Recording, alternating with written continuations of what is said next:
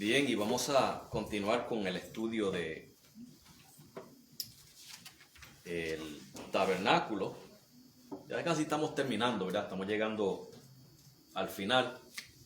Acordémonos que estamos entrando y estamos llegando ya al lugar santísimo, ¿verdad? Les voy a dibujar el diagrama del tabernáculo.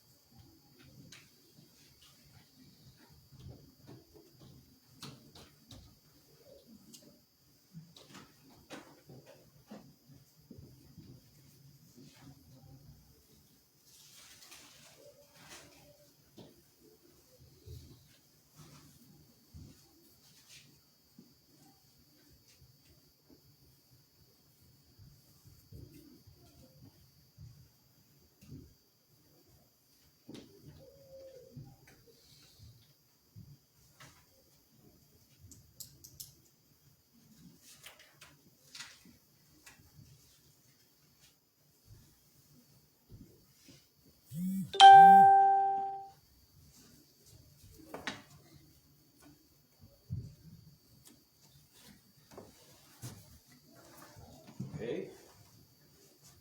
Y yo creo que ya todos nos acordamos de las diferentes partes, ¿verdad?, del tabernáculo. So we remember the different parts of the tabernacle.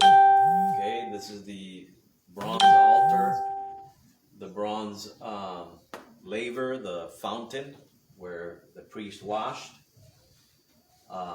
Then he would enter the holy place, the tabernacle. And to the left was the lampstand.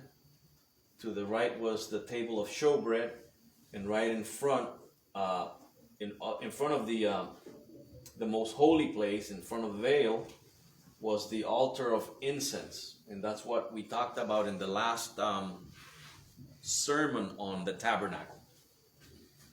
Así que vimos, hermanos, que el sacerdote, ¿verdad?, entraba, o sea, se ofrecía un sacrificio, el sacerdote se lavaba en el lavacro, en la fuente, entraba al tabernáculo, al lugar santo. A su izquierda estaba la lámpara, a su derecha el pan, en la mesa con el pan de la proposición, y frente al velo, ahí al frente del lugar santísimo, estaba el altar de incienso, donde se quemaba, donde se ofrecía el incienso. Y un resumen de lo último que habíamos dicho es que el altar de incienso representa las oraciones de los santos. A brief summary of the altar of incense is that it represents the prayers of the saints. Otra cosa que vimos, hermanos, es que el fuego que se necesitaba para quemar incienso tenía que salir del altar de bronce, del sacrificio.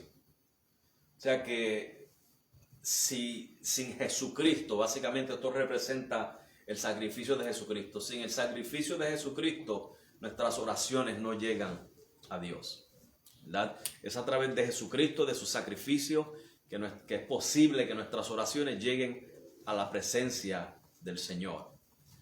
So another thing we saw was that the fire to light the incense had to come from the coal from the bronze altar where the sacrifice was offered. And so that speaks to us of our prayers. In order for them to be heard by God, they have to go through Christ. They are dependent on the sacrifice of Christ. Okay? Y ya mismo les digo también cuál es el significado de eso, qué implicaciones tiene. I'm also going to tell you what the implications of that are. Y dije, hermanos, en ese sermón que posiblemente el altar de incienso sea una imagen de Cristo como mediador. I also said that the altar of incense may have been also an image of Christ as mediator. Okay, as mediator. Ahora, hermanos, hay algo que implica lo que acabo de mencionar, que la oración es dependiente del sacrificio de Cristo. Something I want to mention is that prayer is dependent on the sacrifice of Christ. There's an implication. Y vamos a pasar a Proverbios 15:29. Let us go to Proverbs 15:29.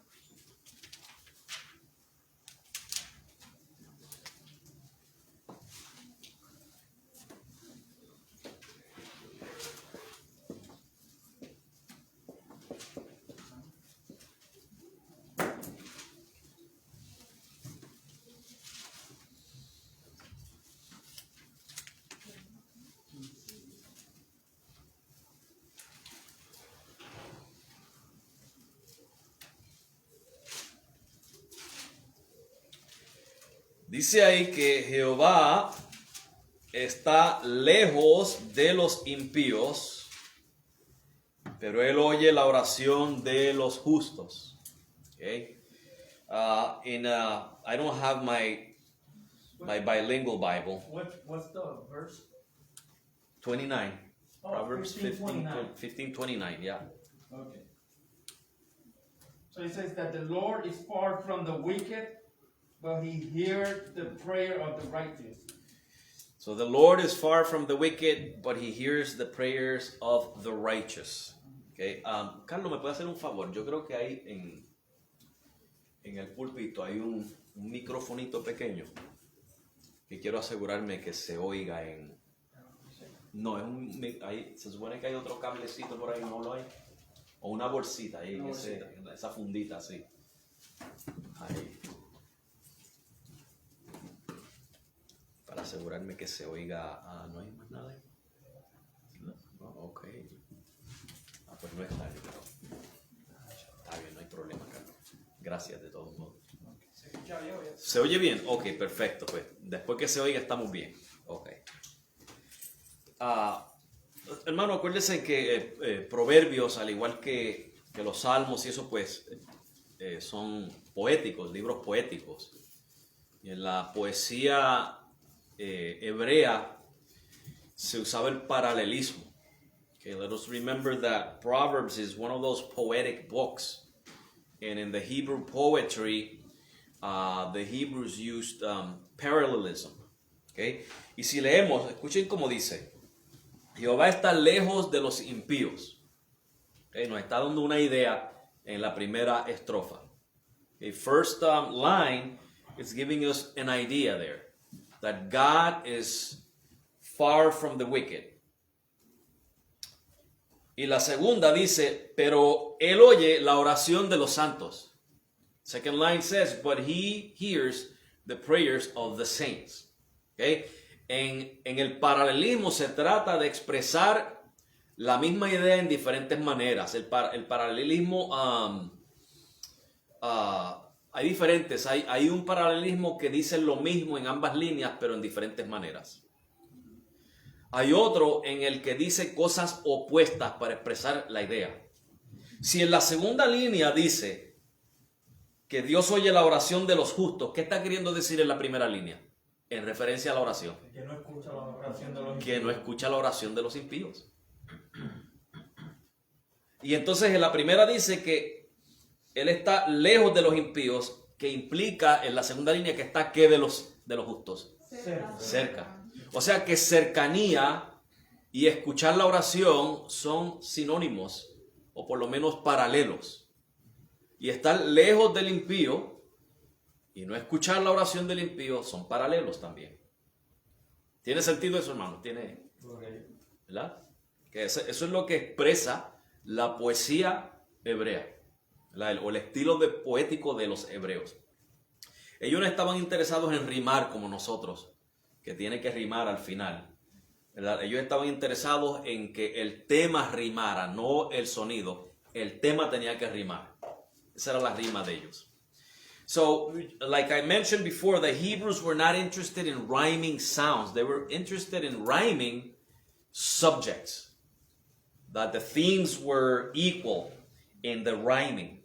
So, when you read in Proverbs 15:29 that God is far from the wicked. Okay, now the second line, let's follow the parallelism. but he hears the prayer of the righteous. So in understanding what is being expressed here, if God listens to the prayers of the righteous, then on the first part, where it says that he's far from the righteous, in reference to prayer, okay, what is it saying? There's parallelism that is similar, and there's parallelism that is antonymous. And this is one of those antonymous parallelisms. So, in relation to prayer, if God listens to the prayers of the righteous, what about in relation to the unrighteous? Does he listen to their prayer? He does not listen to their prayer, right? So you see the parallelism there? And just as God is far from the unrighteous, from the wicked, on the second line, by parallelism, we can understand that God is close to the righteous. So those words, being close and listening to the prayers, are related. And being far and not listening to the prayer are related. Okay, that's very neat in poetry, in Hebrew poetry. There's a lot you can get from a single verse just by following parallelism. Siguiendo el paralelismo de un solo versículo, hermanos, se puede sacar mucho, ¿verdad? Por el paralelismo. O sea, hermanos, que el impío es uno que no tiene una relación con Cristo, una persona que no ha sido regenerada, una persona que no ha recibido a Jesucristo como su Salvador, ¿verdad? No tiene ninguna relación con Dios. Quiere decir que su oración no ha pasado por aquí, ¿verdad? Por el sacrificio de Cristo.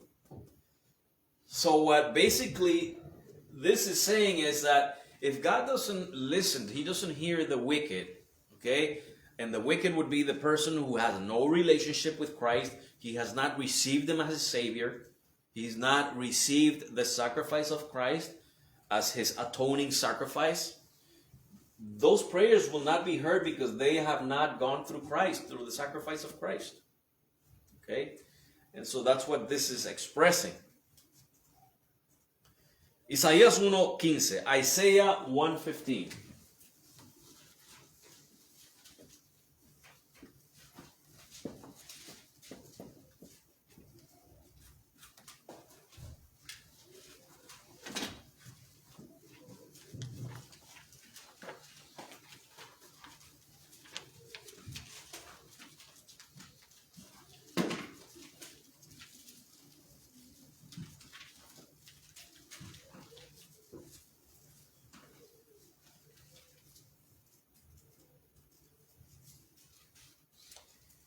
Acuérdense que el libro de Isaías, cuando se escribió, como para el año 750, 720 antes de Cristo, Israel estaba completamente apartado de Dios, estaba adorando ídolos.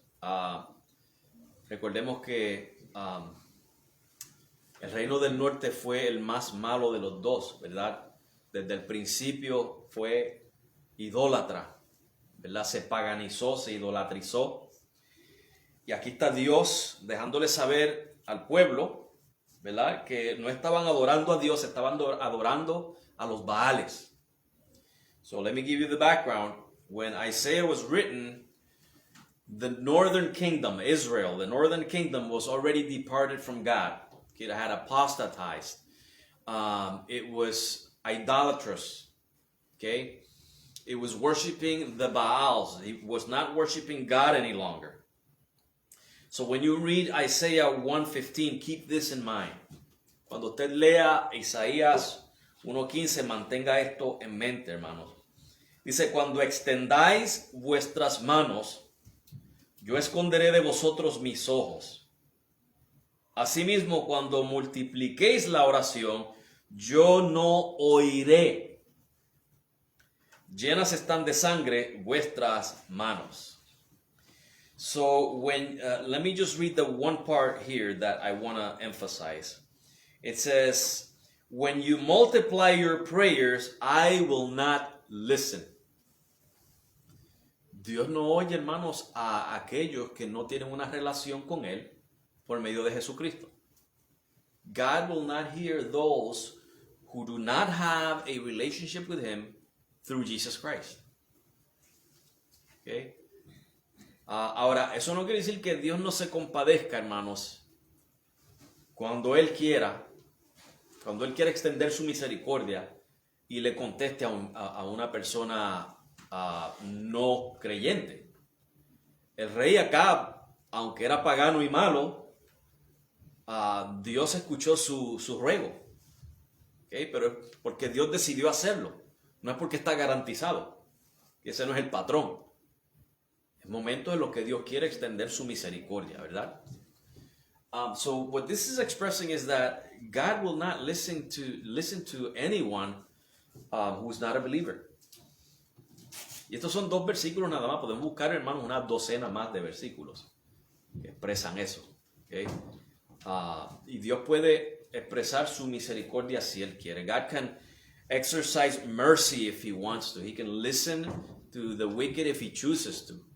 Okay, like King Ahab, who was wicked and he was an idolatrous king, and God chose by mercy to listen to his prayer, but that's not the rule, that's the exception. Okay, that doesn't mean that every unbeliever that prays to God, God will listen to them. And he's not deaf. It doesn't mean he's deaf. It means that he ignores their prayer. Y no es que Dios está sordo, no es que Dios no oye, es que Dios ignora, ¿verdad?, esa oración. Y eso es lo que Él está diciendo a los israelitas aquí. No voy a escucharlo, no lo voy a oír, lo voy a ignorar. Voy a ignorar su oración. No los voy a contestar, ¿verdad? Ahora, a los creyentes se nos da una advertencia. Por ejemplo, creo que es en 2 de Pedro, si no me equivoco, donde habla que los maridos, cuando se relacionen con sus esposas, ¿okay?, que las traten como a vaso frágil, ¿okay?, y después termina diciendo, para que vuestras oraciones no sean, creo que dice, interrumpidas. No tengan estorbos, gracias, esa es la palabra. Para que vuestras oraciones no tengan estorbos. O sea, Dios la oye, pero van a ser estorbadas. ¿Okay? Y lo que quiere decir eso es que hasta que no arreglemos nuestra situación con las esposas, Dios no va a contestar, ¿verdad? Pero no es que no la oye, es que es como un padre que escucha a su hijito, pero hasta que su hijito no haga lo que el padre le está exigiendo, el padre no le va a dar al hijito lo que el hijito está pidiendo, ¿verdad? Y eso tiene sentido. ¿Me están de acuerdo conmigo los padres? ¿Verdad? Tiene sentido. O sea, no es que en ese caso Dios no oye, es que esa oración puede ser estorbada por nuestra propia conducta, nuestra propia actitud, nuestro carácter, ¿verdad? Pueden ser estorbadas nuestras oraciones.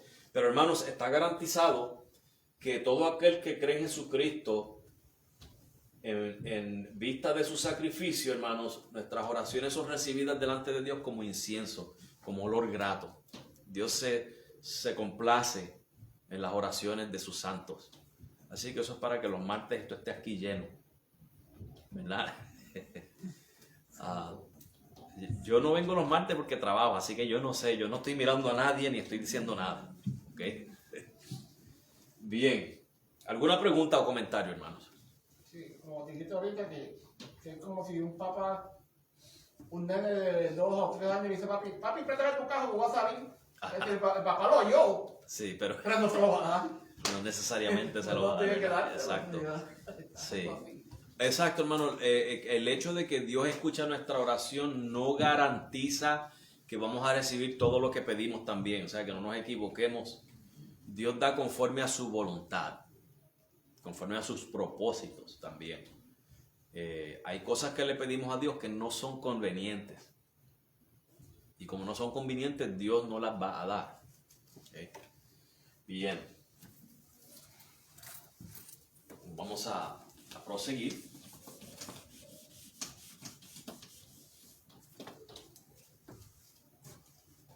Estamos claros en eso, ¿verdad, hermanos? Estamos claros. Okay. Bien, hermanos, pues ya hemos entrado al lugar santo. Hemos visto la lámpara, hemos visto la mesa, ya hemos presentado el incienso. Ahora hay que entrar al lugar santísimo. ¿Okay? Y este lugar santísimo está dividido del lugar santo por un velo, ¿okay? Una cortina que la Biblia le llama el velo. So, we've already entered the holy place. Now we have to enter the most holy place, okay? But there is a veil, it's like a curtain, it's called the veil, that separates the most holy place from the holy place. Y vamos a leer en Éxodo, vamos a Éxodo 26. Let us go to Exodus 26. Y vamos a leer los versículos 31 al 34.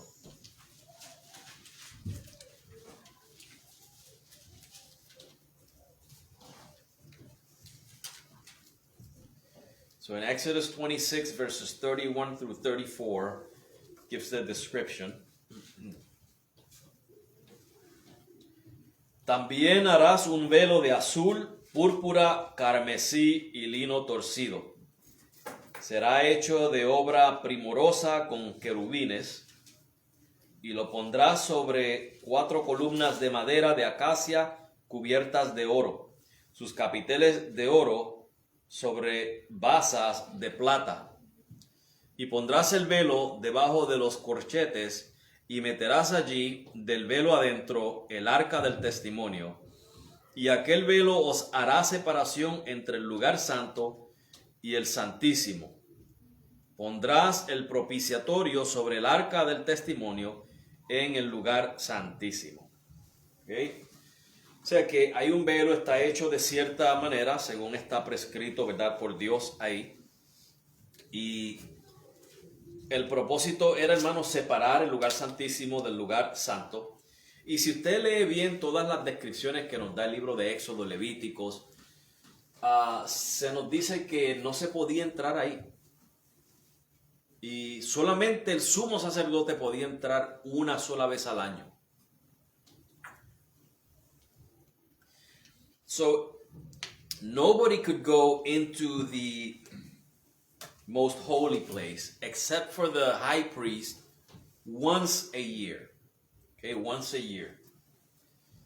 And he did that to present the blood or to sprinkle the blood of the sacrifice. Y él entraba para rociar la sangre del sacrificio. Y antes de entrar tenía que quemar incienso para que se llenara el lugar de humo.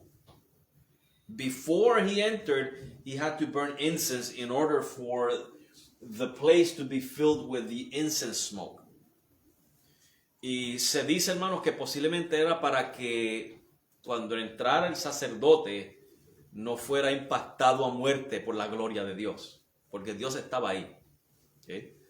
And so some people have made the comment that the reason for that was so that when the high priest entered, he would not be shocked to death by the glory of God. So the smoke would sort of like cover it, if you will, you know. That's what people have said. Eso es lo que han dicho algunas personas, ¿verdad? Y entonces el velo, hermano, vamos a ver, el velo tenía una función y tiene un significado. So the veil had a function and it had a meaning. It represented something. Así que vamos a Marcos, capítulo 15, versículos 37 al 38. Let us go to Mark 15, verses 37 through 38.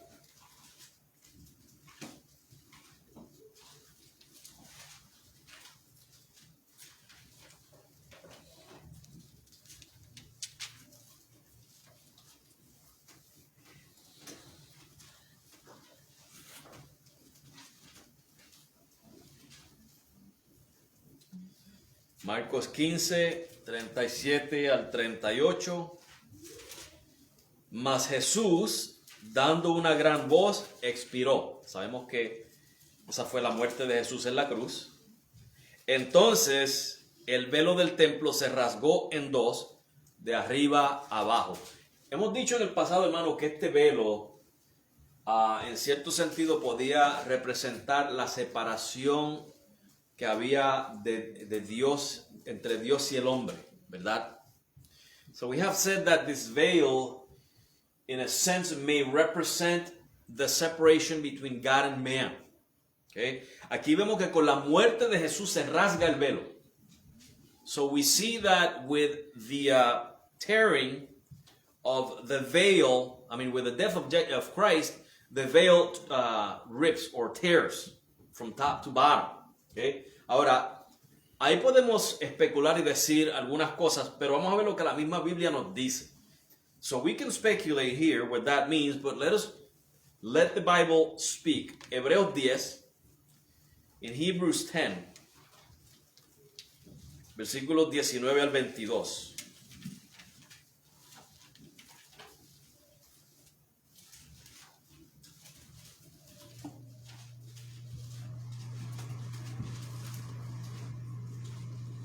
Escuchen bien, listen to this very carefully.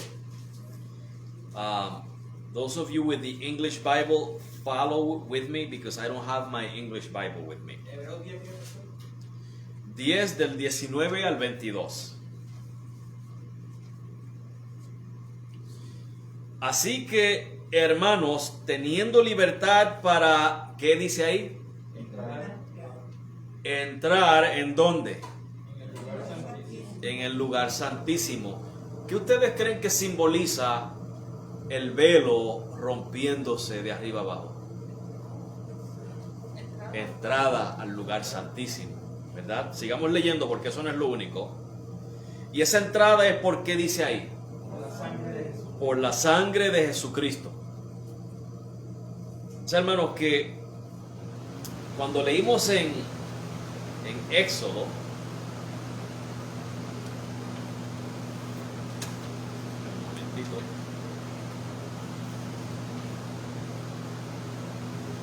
uno de los colores del velo era el carmesí, el rojo. ¿Qué representa el rojo? La sangre, ¿verdad? So we see here that now we have entrance into the most holy place by the blood of Jesus. Now one of the colors of the veil was red, and red represents blood. Seguimos leyendo. Por el camino nuevo y vivo que Él nos abrió a través del velo. Escuchen esto. Esto es de su carne. De su carne. Y teniendo un gran sacerdote sobre la casa de Dios, acerquémonos con corazón sincero, en plena certidumbre de fe, purificados los corazones de mala conciencia y lavados los cuerpos con agua pura. Ahí están las partes del tabernáculo, lo que sucede en el tabernáculo. Ahora, ¿qué simboliza el velo de acuerdo al versículo 20? El velo es ¿qué? La carne de Cristo, o sea, el cuerpo de Cristo que fue molido. Y cuando ese velo se rasgó, no le habla eso a usted de que Cristo rasgó su cuerpo. Su cuerpo fue rasgado para abrir ese paso a nosotros entrar al lugar santísimo, tener acceso directo a Dios, ¿verdad? O sea que el velo representa el cuerpo de Cristo, la carne de Cristo. Y yo lo que me imagino en ese momento es cuando la espada atraviesa a su costado, abriendo, hermano, y cuando dice que salió agua y sangre. Y si eso nos transporta de nuevo aquí mire cómo dice el versículo 21. Jesucristo es el sacerdote, Él es el gran sacerdote sobre la casa de Dios, el tabernáculo celestial. Acerquémonos con corazón sincero en plena certidumbre de fe, purificados los corazones de mala conciencia. ¿Cómo se purificaba el corazón? Había que pasar por el altar de bronce, ¿verdad? El altar de bronce. En ese caso, el sacrificio de Jesucristo. Este altar representa la cruz de Cristo. ¿Okay? Lavados los cuerpos con agua pura. ¿Qué tenía que hacer el sacerdote? Lavarse. Cristo en la cruz, hermanos, derrama sangre y agua Eso nos habla del tabernáculo, del sacrificio y del agua para lavarse. Tú y yo hemos sido, hermanos, limpiados, hemos sido purificados, hemos sido perdonados, hemos sido justificados por esa sangre de Cristo, ¿verdad? Y por ese cuerpo de Cristo que sufrió el castigo, fue abierto el camino, se rasgó el velo celestial para que tú y yo vayamos al cielo. Y pongan atención a eso, porque el mensaje que estoy predicando del infierno, hermanos, vamos a hablar un poquito del cielo también, porque hasta donde sabemos, antes de Jesucristo, nadie subió al cielo al Padre. Antes de Jesucristo, los santos estaban guardados en un lugar específico. Y lo que sucede es que cuando el velo se rasga, que nos deja saber ahora que hay paso allá al cielo, entonces los santos que estaban guardados en un lugar para ellos tienen acceso al santuario celestial, a la misma presencia de Dios. So, what we read here is that the body of Christ is represented by the veil, and the tearing of the veil is the tearing of Christ's body, his sacrifice. And that opens the way for us to go to the most holy place, which is the celestial one. Now notice here the elements of that we see in the tabernacle, where we see the high priest in verse 21. We see that you have to enter with a sincere heart, with faith, with purified hearts from the evil conscience, and the bodies washed with pure water. All the elements are there. Okay? In order to be purified, you have to go through the sacrifice. Okay? In order to be washed, you need to go through the labor. And Jesus did all that for us when he died on the cross. Ajá, Heraldo. Hay un versículo que es Isaías 53:5, Ajá. que lo estudié yo ahí para tener. Es bien importante notar cuando las palabras, cuando él dice más, el herido fue por nuestras rebeliones, molido por nuestros pecados, y el castigo de nuestra paz sobre él. Esas palabras en el hebreo original, lo que significa la palabra herido, significa en el hebreo original fue perforado, y la palabra molido es lo que usted habla, desmenuzado. Cuando usted desmenuza un pedazo de carne, es lo que simboliza él. Así fue la carne de él, Jesús, fue desmenuzada. O sea, una expresión bien fuerte. Sí. Y es lo que simboliza el velo cuando se lo. Exacto, exacto. O sea, ¿escucharon eso, hermano? Es que el abanico del caliente no deja. Pero para los que no escucharon en su casa, Isaías 53:5, herido fue por nuestras rebeliones. La palabra herido significaba, ¿qué, Gerardo? Perforado. Perforado. Y molido es cuando la carne se desmenuza. Ya, desmenuzado. Ustedes vieron la película de La Pasión, ¿verdad? Que Mel Gibson hizo. Esa película se queda corta con lo que el Señor pasó.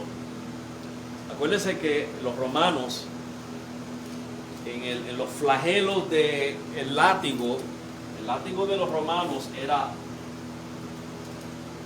tenía 3 flagelos. Y en esos flagelos ellos le ponían bolas de plomo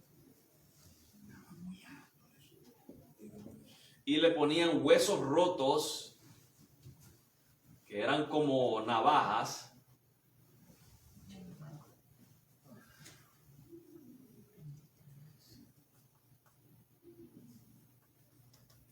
Huesos de cabro, de lo que ellos hubieran comido. O sea que cada golpe que ellos daban al cuerpo de Jesús, el plomo, hermanos, era un golpe que producía contusiones internas, sangrado interno. Yo lo que me imagino el cuerpo de Jesús lleno de moretones todo. El hueso, hermanos, eso lo que hacía era rasgar piel y arrancar piel. ¿Ok? Se dice, los expertos médicos dicen que la espalda de Jesús, y aún el frente, porque esos látigos llegaban al frente, las espaldas de Jesús estuvieran en carne viva. Se podían ver los huesos también, músculo y hueso. ¿Okay? Y los latigazos que le daban a las personas, hermanos, los romanos, porque ellos castigaban casi para matar a la persona. Habían personas que ni llegaban a la crucifixión, morían ahí mismo. Pero básicamente, si usted mira el cuerpo de la persona, ¿okay? Cuando los romanos castigaban,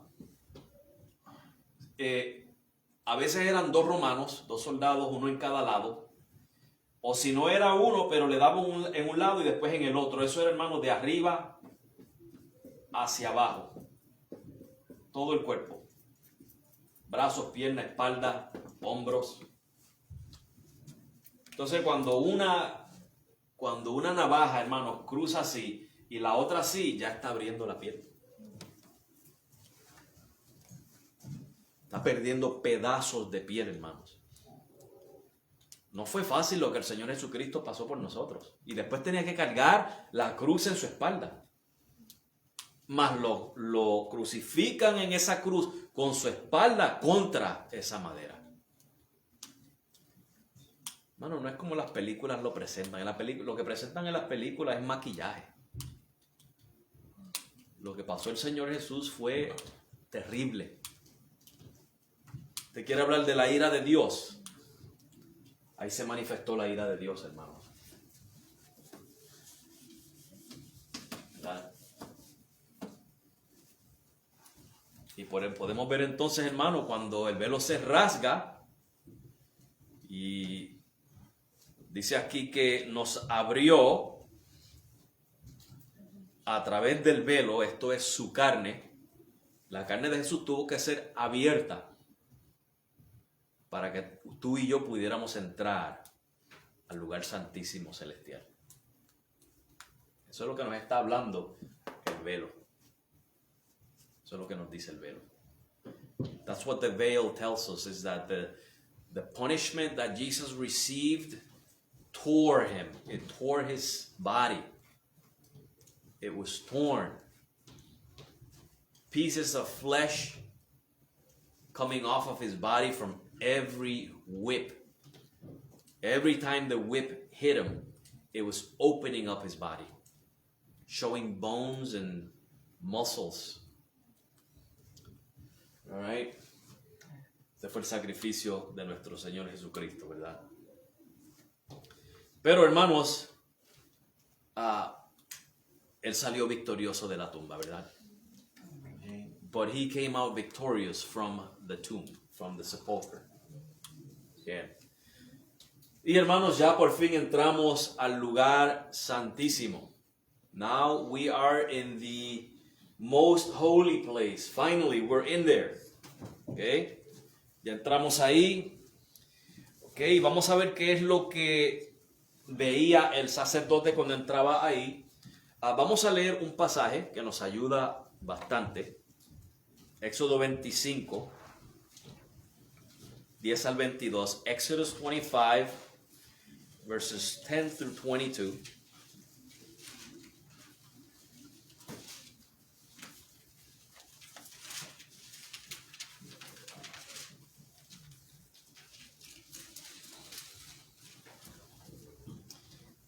Aquí vamos a leer un poco de la descripción, las instrucciones, ¿verdad? Pero hay un pasaje clave que es el versículo 22, que yo quiero que le pongan atención al versículo 22.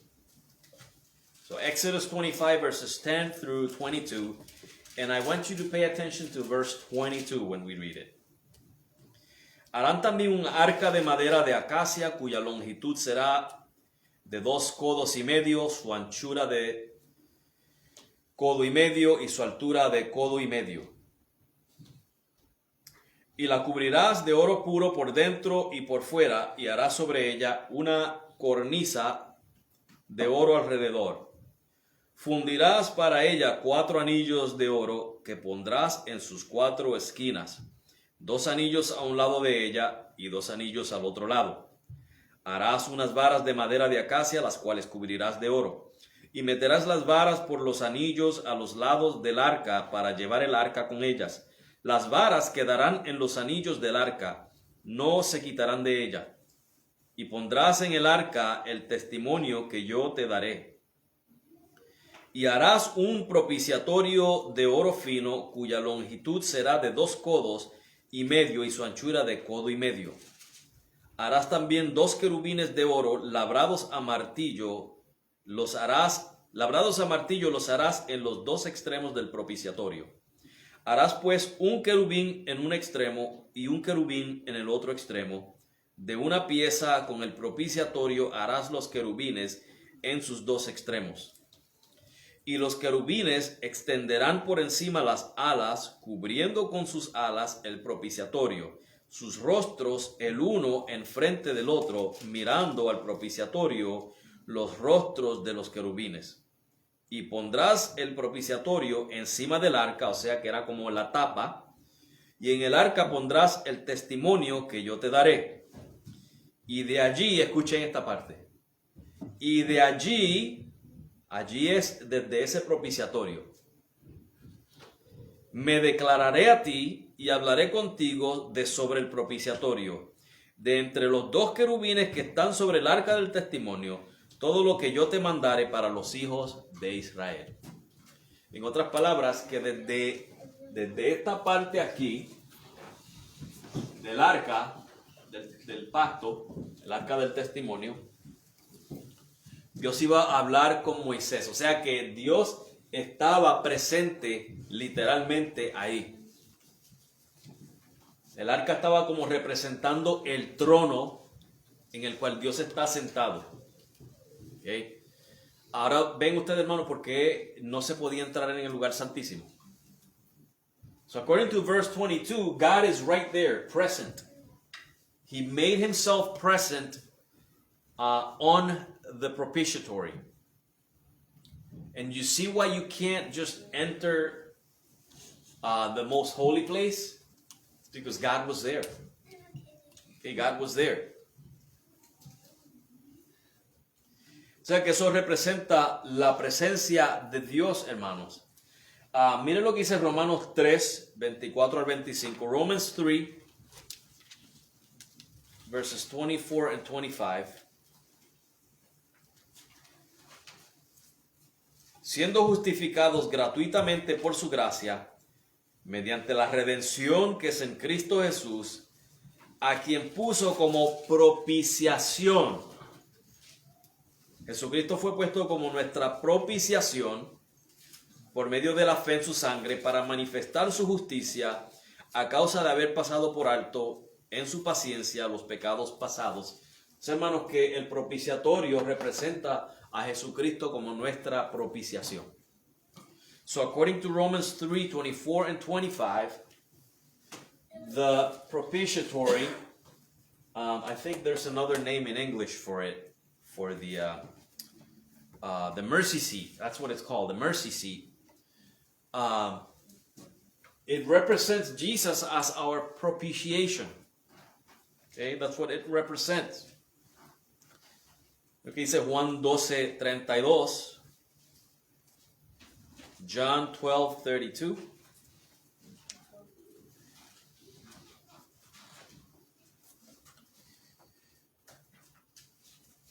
Y la razón por la que voy a leer esto, hermanos, antes de leerlo, escuchen bien. Cuando en ese día de expiación, cuando se ofrecía el sacrificio y se rociaba la sangre, ¿okay? Sabemos que era aquí en este lugar. Pregunta, hermanos, ¿eso ocurría en todas las partes del mundo o solamente aquí? De acuerdo a la Biblia. ¿Se ofrecía sangre donde quiera o solamente aquí? Solamente aquí, ¿verdad? Ahora, ¿por qué Israel tenía que ser una nación de sacerdotes a todas las naciones? Porque las otras naciones, para recibir perdón, ¿a dónde tenían que venir? Aquí. Tenían que venir ahí para recibir perdón. Y así Israel le iba a servir de sacerdote a las naciones. Okay, let me explain something before I read John 12:32. And it's the sprinkling of the blood on the Day of Atonement occurred here on the mercy seat.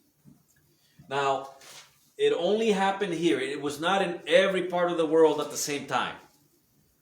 Anybody who wanted forgiveness had to come here, and this is where the blood was sprinkled.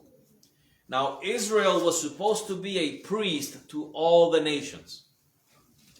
And the purpose was to serve as priests so that all nations would come and they would receive forgiveness upon the sprinkling of the blood on the mercy seat. Okay, so all the nations had to come there. Las naciones tenían que venir ahí. Ahora, miren lo que dice Jesucristo. Juan 12:32. Look at what Christ says. Christ says in John 12:32. Y yo, si fuere levantado de la tierra, o sea, en la cruz, a todos atraeré a mí mismo. So Jesus says, and if I be lifted up, I will draw all men unto me. ¿Qué está representando entonces esto? A Cristo crucificado, trayendo hacia sí, ¿verdad? Esa es la palabra correcta. Atrayendo hacia sí a hombres de todas las naciones, a gente de todas las naciones. So if you read here in John 12:32, Jesus says, I will draw all men unto me. Okay, what this represents is Christ crucified, drawing men and women from all nations unto him. El medio de obtener perdón es llegando a Jesucristo. Y de todas las naciones, hermanos, que vengan a Cristo, son perdonados. So, people from all nations who come to Christ are forgiven. No hay que ir a Israel. No hay que ir a un tabernáculo. Cristo es nuestro tabernáculo. Él es nuestro propiciatorio. Él es nuestro sacrificio. Él es nuestro sacerdote. Él es nuestro lugar santísimo. Él es nuestra luz, nuestro pan. Por Él somos lavados. El pueblo de Dios está en todas partes del mundo. Gracias a Jesucristo. Gracias que tú y yo no tenemos que sacar un pasaje para ir a Israel a ofrecer un sacrificio para rociar la sangre aquí. Gracias a Dios por Jesucristo. And we praise God for Jesus Christ, because if it wasn't for Him, we would be buying plane tickets to go to Israel and offer a sacrifice so the blood can be sprinkled in this place. So Jesus is our mercy seat. He is our sacrifice. He is our high priest. By Him we are washed. He is our light. He's our bread of life. Jesus is our everything. He's our tabernacle. He's our holy place. He's our everything. Estamos viendo, hermanos, lo poderoso que es la imagen del tabernáculo. You see how powerful that image of the tabernacle is? Pastor, permiso. Ajá. Y es por eso que yo digo que cuando se reúne, se haga el tercer templo, que todos los judíos de parte del mundo van a ir allí, porque pues Yeah. ahí se va a celebrar el sacrificio, ¿me entiendes? Exacto. Y para nosotros desde aquí, desde donde estamos parados, Amén. ¿verdad? Miren lo que dice Juan 3, 14 y 15. John 3, verses 14 and 15.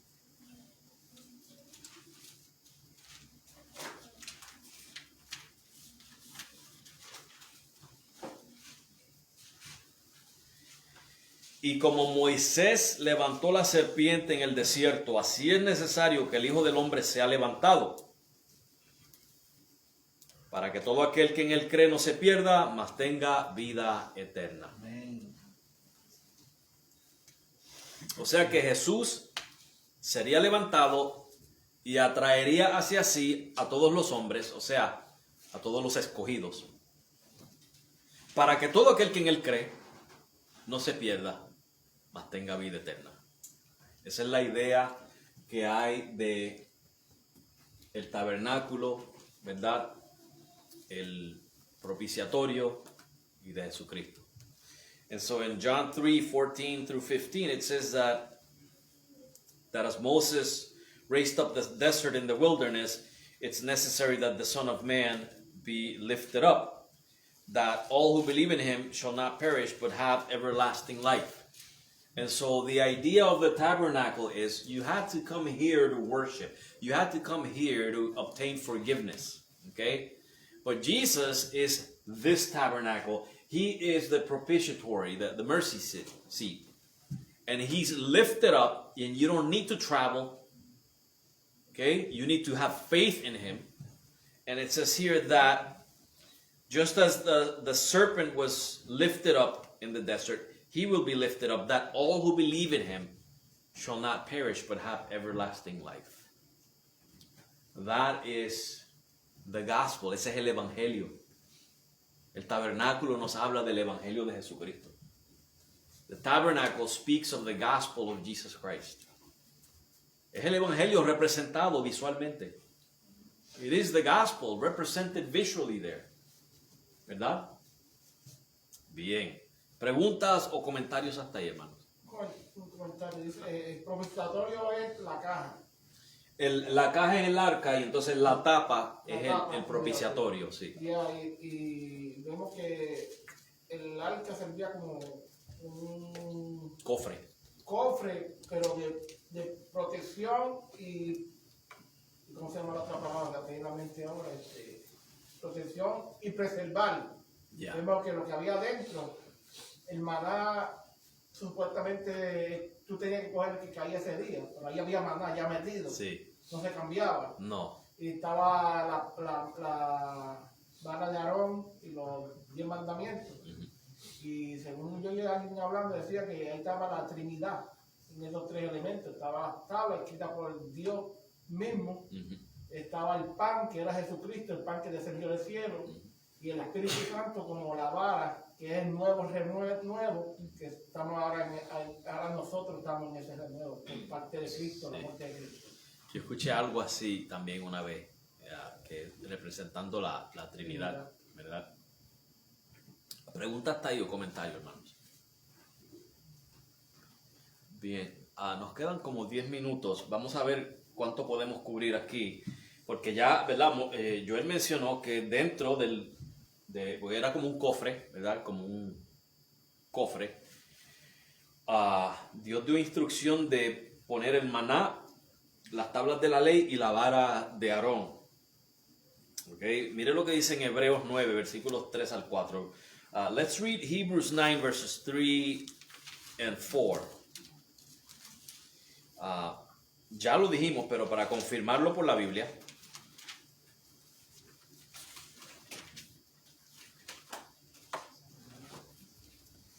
Tras el segundo velo estaba la parte del tabernáculo llamada el lugar santísimo.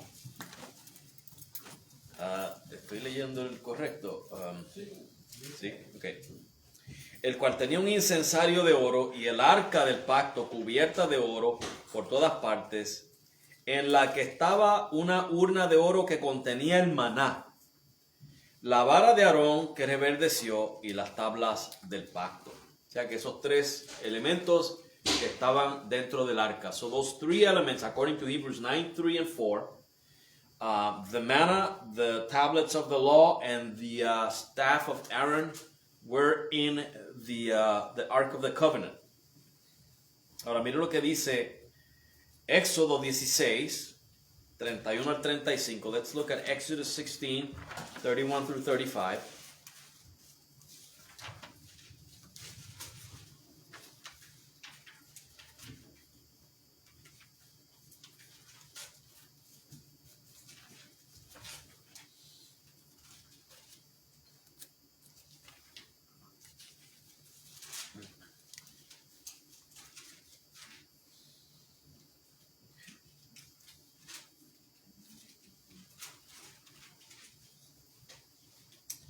Y la casa de Israel lo llamó maná, y era como semilla de culantro, blanco, y su sabor como de hojuelas con miel. Y dijo Moisés, esto es lo que Jehová ha mandado, llenad un gomer de él y guardadlo para vuestros descendientes. Escuchen eso, guardadlo para vuestros descendientes. Acuérdense que el maná se dañaba de un día para el otro, que Joel mencionó, ¿verdad? Pero aquí era para guardarlo para los descendientes. O sea que iba a ser preservado, a fin de que vean el pan que yo os di a comer en el desierto. Ellos tuvieron 40 años en el desierto. Y cuando ellos entraron a la tierra de Canaán, ese pan estaba ahí, ese maná estaba ahí. Cuando yo os saqué de la tierra de Egipto, y dijo Moisés a Aarón, toma una vasija y pon en ella un gomer de maná y ponlo delante de Jehová para que sea guardado para vuestros descendientes. Y Aarón lo puso delante del testimonio para guardarlo, como Jehová lo mandó a Moisés. Así comieron los hijos de Israel maná 40 años hasta que llegaron a tierra habitada. Maná comieron hasta que llegaron a los límites de la tierra de Canaán. Estamos viendo, hermanos, que ese maná que estaba ahí, hermanos, pues representa en cierto sentido, aunque primordialmente representa a Cristo como el pan que descendió del cielo, el pan de vida, ¿verdad?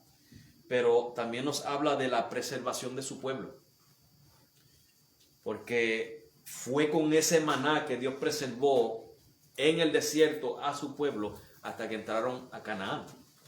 ¿Okay? Jesucristo, como nuestro pan de vida, es el que nos preserva a nosotros hasta que lleguemos al cielo, ¿verdad? En Juan 6, 31 al 35 es donde le dijo a los israelitas, Moisés no fue el que le dio a ustedes el pan del cielo, yo soy el pan de vida, ¿verdad? Es que le dice Jesús a ellos. Juan 6, 31 al 35, ¿verdad? John 6, 31 through 35. Jesus is the bread that came down from heaven, okay, the bread of life.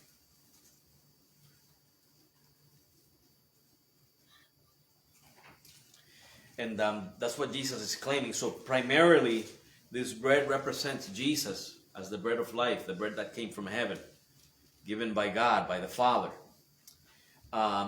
It also speaks of the preservation of his people. Remember that the manna that was preserved was to remind them that God preserved them with manna for 40 years in the desert until they entered into the land of Canaan. Now, Jesus is our bread of life. He preserves us, okay, until we go to heaven. Bien, las tablas de la ley, y yo creo que cerramos con esto, porque la vara de Aarón ya la hemos mencionado en el mensaje, ¿verdad? A la vara de Aarón puede representar vida nueva, resurrección, aprobación, ¿verdad? Si vemos por qué fue que la vara floreció, fue para demostrar que a quien Dios aprobó fue a Aarón, ¿verdad? La resurrección de Jesucristo demostró que el Padre a quien aprobó o escogió o ungió fue a Cristo, ¿verdad? O sea, no vamos a hablar mucho de la vara de Aarón. So we're not going to talk much about Aaron's staff because there's a sermon about it. It's resurrection, it's a new life. It means approval or God's election, right? That God anointed Aaron. The same way, the resurrection of Jesus represents him being anointed or the chosen one as the anointed one. Okay. Las tablas de la ley, Éxodo 25:16, Exodus 25:16. We're going to talk about the tablets of the law.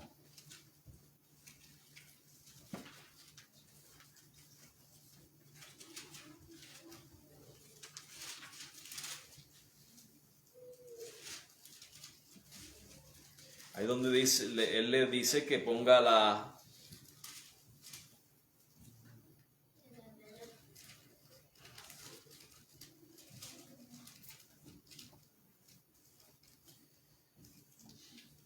el testimonio, que lo ponga en el arca. El testimonio viene siendo las tablas de la ley. Y en Deuteronomio 31, 26, en Deuteronomy 31, 26, 31, 26 dice: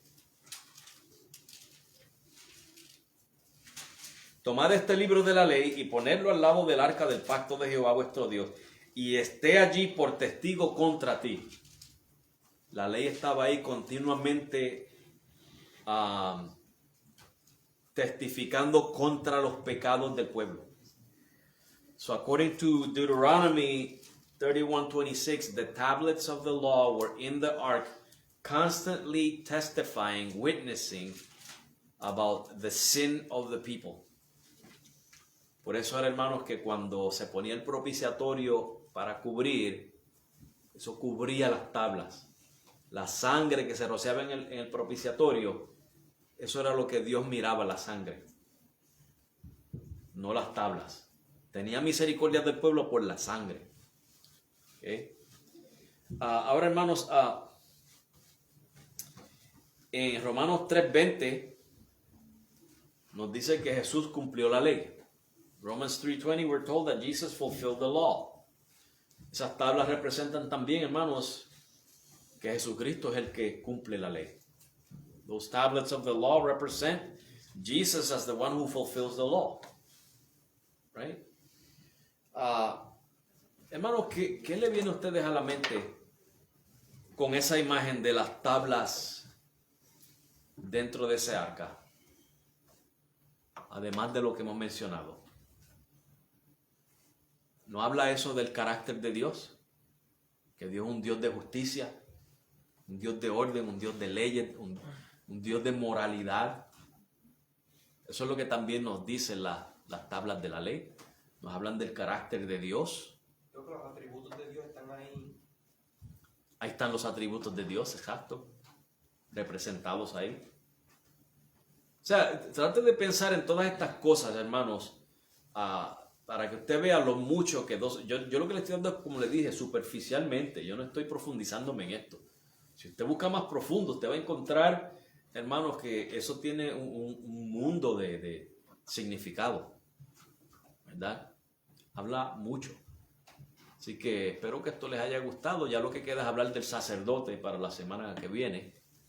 Hablamos acerca del sumo sacerdote. Pero no sé si hay alguna pregunta o algún comentario.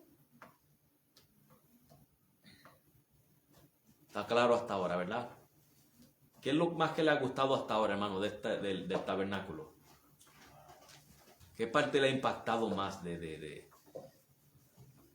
todo esto? Todo es impactante.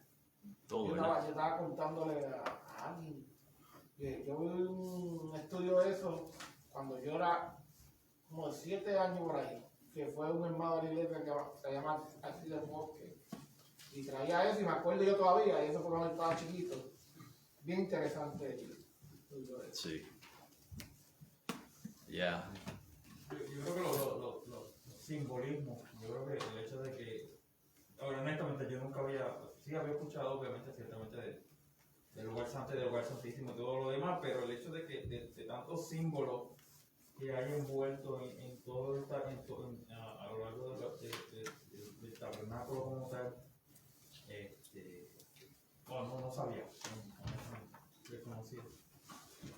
Ya. Y cuando el Velo Fernando estaba diciendo, un predicador decía que estudia profundo la palabra, dice, si tú le ponías un caballo por un lado, para el otro jalando el velo no se rompía. No, Dice que eso era demasiado fuerte, Material sólido, sí. sólido. Ya. Ya que no era cualquier cosa lo que había ahí. Ya. Ya, hermano, a mí lo que me encanta es lo hermoso que esto presenta el Evangelio. El Evangelio está presentado ahí, hermano. Si lo escudriñamos bien, vemos el Evangelio. Ahí visualmente los israelitas tenían el Evangelio frente a sus propios ojos. A mí me impactó la parte yo me imagino el sacerdote cuando se metía allá adentro y ese incienso wow, eso era algo, me imagino, entre él, que eso quedaba grabado en su memoria ahí, o sea, para que uno cubriera la presencia, para que la presencia no lo matara. O sea, era algo poderoso. Y tenía que oler rico ahí dentro. No le da daño. Sí. ¿Verdad? O sea, hermano, hay cosas en el Antiguo Testamento que nos parecen extrañas, pero no son tan extrañas que digamos, ¿verdad que no? Un judío puede venir donde usted y decirle, ¿qué tienen ustedes? Nosotros tenemos el tabernáculo, tenemos el templo. ¿Cuál es la respuesta? Nosotros tenemos a Cristo. Cristo es nuestro tabernáculo, Él es nuestro templo, Él es nuestro sacrificio, Él es nuestro sumo sacerdote, Él es nuestro altar, Él es nuestro lavacro, Él es nuestra luz, Él es nuestro pan. Nosotros lo tenemos todo. Todo lo que ellos tenían lo tenemos nosotros, pero mejor. ¿Verdad? Bien, vamos a cerrar aquí, hermanos, para ser despedidos. Vamos a orar. Si denme un segundito.